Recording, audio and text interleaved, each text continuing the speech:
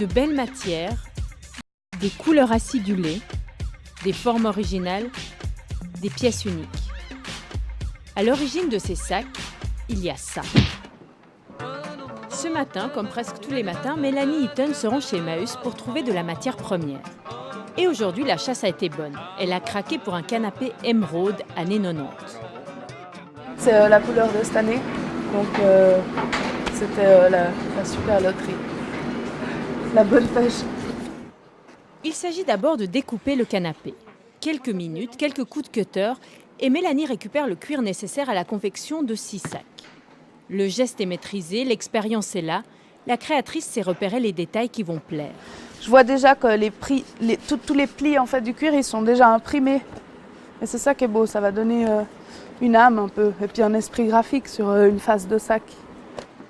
Sa dernière récolte sous le bras, direction son mini-atelier qui se trouve à 2 pas de là. Un diplôme en design industriel en poche, des convictions anticonsuméristes, de la matière première à portée de main, Mélanie crée en 2010 sa propre marque de sacs.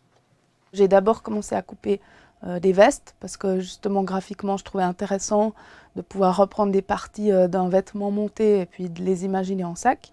Et ensuite les canapés, simplement parce que c'est le premier cuir que j'ai trouvé dans la rue.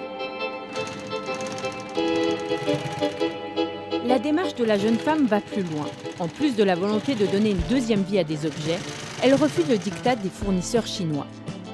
Dans chaque sac, il faut imaginer qu'il n'y a que le cuir qui est recyclé, toutes les autres choses sont des matériaux qui sont neufs et j'achète uniquement les pays voisins. Environ 4 heures sont nécessaires à la confection d'un sac vendu entre 150 et 400 francs selon le modèle. En plus du geste éthique, les clients sont séduits par le fait que le sac raconte une histoire. Les gens aiment bien justement qu'on voit la trace du temps sur un cuir et on dit toujours le cuir il est de toute façon plus beau quand il a bien vécu puis quand il a été vraiment patiné. Le upcycling, plus qu'un effet de mode, une esthétique, une philosophie de vie et un moyen de lutter contre la consommation de masse.